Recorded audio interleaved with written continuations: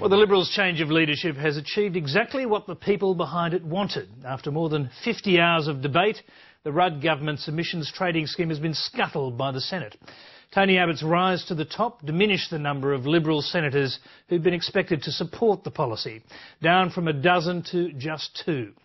The Senate rejection has delivered the government the trigger it needs to dissolve both houses of Parliament and call an election. But the government is in no hurry, pledging instead to bring the legislation back next year for a third attempt to pass it. Dana Robertson reports from Canberra.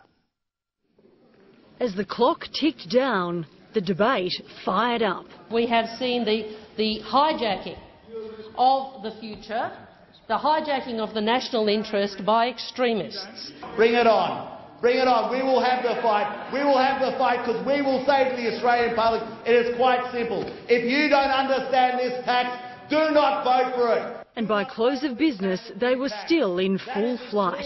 The sitting of the Senate is suspended till 10 a.m. tomorrow. A night's rest tempered their passion.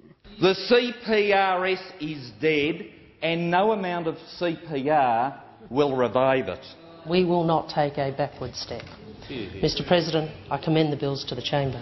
But the Liberals' week-long leadership spectacle achieved one thing at least. It's going to take a while to adjust to it. The centrepiece legislation of the Rudd government's first term went out with a whimper, thanks to an unlikely coalition who almost all disagreed with each other. The question is, the bill be now read a third time. Those of that opinion say aye. Against say no. There being 33 ayes, 41 noes, the matter is resolved in the negative. In the end, 2 Liberal senators defied their new leader to cross the floor. Having taken the decision to back the legislation, I saw no reason to change my mind. If it was good enough to do it one day, in my view, it was good enough to do it the next day. I am acting in what I believe is good faith. I am supporting the party policy of less than 24 hours ago. But the pair didn't agree entirely with the government. Both advocated a shift to nuclear power as a cure for Australia's greenhouse ills. I am not a theological opponent of nuclear power. I'm quite happy to have a debate about the nuclear option.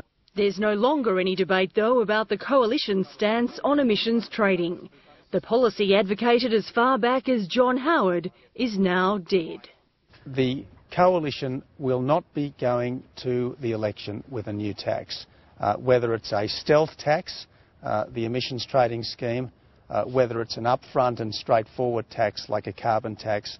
There will not be any new taxes as part of the coalition's policy. You don't fix climate change, you don't tackle climate change unless you make polluters pay. You have to make polluters pay. The Senate loss has done nothing to deter the government from wanting its emissions trading scheme to become law, even if not in time for Copenhagen. When Parliament resumes in February, it'll reintroduce the legislation, complete with the negotiated Liberal amendments.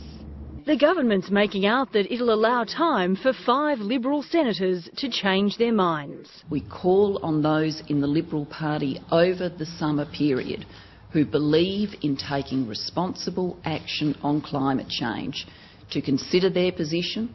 But in reality, it'll put the issue back at the forefront of political debate and potentially pave the way for the double dissolution election the government already has a trigger for.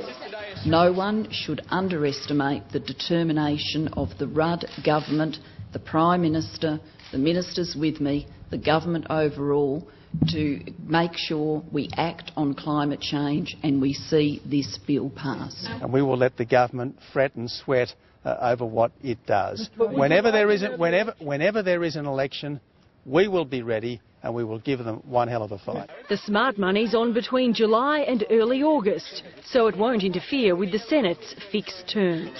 And if we hold the double dissolution election in the first half of next year, the effect would be to cut the term of the next Senate by up to a year and force an early election next time round, perhaps in only 2 years. And it's likely the government will be too cautious for that. Dana Robertson, Lateline.